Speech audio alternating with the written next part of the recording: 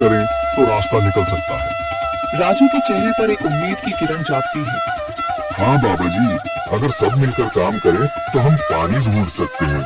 हमने पहले कभी ये कोशिश ही नहीं की। लेकिन इतनी कठिन जमीन में नया कुआं खोदना आसान नहीं। मुश्किल जरूर है, नामुमकिन नहीं।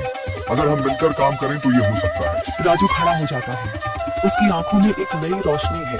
तो फिर हम कल से काम शुरू करेंगे। मैं गांव के सभी युवाओं को इकट्ठा करूंगा। हम मिलकर नया कुआं खोदेंगे। यह कहते हुए वह शामू के साथ गांव के दूसरे युवाओं को बुलाने के लिए निकल पड़ता है। कहीं दूर से गरज की हल्की सी आवाज आती है, जैसे आकाश ने उनकी उम्मीदों की गवाही दे दी हो।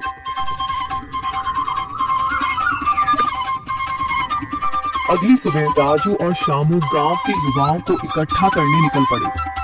चौधरी महेश की हवेली के सामने एक भीड़ जमा है।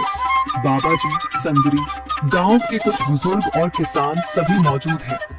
हम हाथ पर हाथ रखकर नहीं बैठ सकते।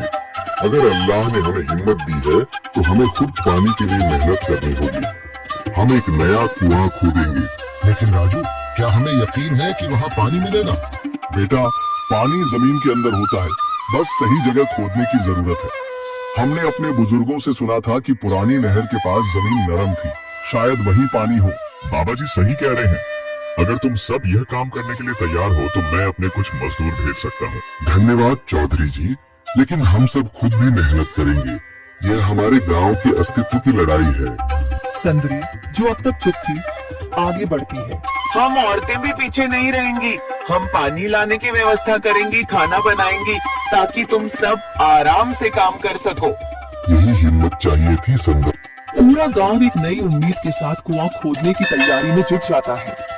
दूसरी ओर कुआं खोदने का काम शुरू हो चुका है। राजू, शामू और दूसरे युवा बेलचे चलाने लगते हैं। मिट्टी बाहर निकाली जाने लगती है। तेज गर्मी के बावजूद सब पूरी हिम्मत के साथ जुटे हुए हैं। दोपहर की तेज धूप जमीन आग की तरह तप रही है। गांव के लोग लगातार कुआं खोदने में जुटे हैं। हाथ छिलने लगे हैं, माथे से पसीना बह रहा है, मगर किसी ने हार नहीं मानी। महिलाएं पानी और सत्तू लेकर आती हैं ताकि पुरुषों को कुछ राहत मिले। हमें और गहराई तक जाना होगा। अब तक सिर्फ सूखी मिट्टी और पत्थर ही निकल रहे हैं। राजू, ये बहुत कठिन काम है। अगर हमें पानी न मिला?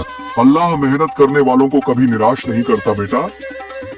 तुम सब अपनी कोशिश जारी रखो, पानी जरूर निकलेगा। हिम्मत मत हारो।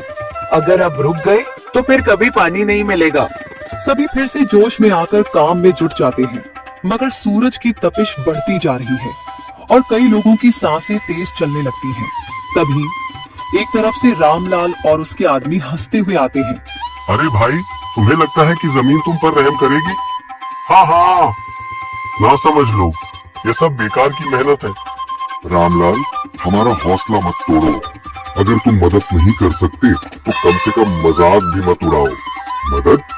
हाँ, मैं अपने कुएं का पानी बेच सकता हूँ, मगर मुफ्त में नहीं दूंगा। राजू सब अनसुना कर फिर काम में लग जाता है। शाम होने लगती है, लेकिन अभी तक पानी का नामो निशान नहीं। कुछ लोग मायूस होकर पीछे हटने लगते हैं। राजू, शायद रामलाल सही कह रहा है। यह सब बेकार है। नहीं शामू, हमें हार नहीं माननी। अगर आज हार गए तो फिर कभी हिम्मत नहीं कर पाएंगे। तभी अचानक फावड़ा किसी कठोर चीज से टकराता है। एक अजीब सी आवाज आती है। राजू चौंक कर देखता है और जल्दी जल्दी मिट्टी हटाने लगता है। अचानक एक ठंडी लहर महसूस होती है। सभी लोग दौड़कर आते हैं। जैसे जैसे मिट्टी हटती है, नीचे से गीली जमीन नजर आने लगती है। सब हैरान रह जाते हैं। सुभान अल्लाह, मैंने कहा था ना, अल्लाह हमारी मेहनत को जाया नहीं करेगा। राजू और बाकी सभी जोर लगाते हैं। कुछ ही पलों बाद अचानक मिट्टी के नीचे से पानी की एक छोटी सी धारा फूट पड़ती है। गांव वाले खुशी से चिल्ला उठते हैं। पानी पानी निकल आया।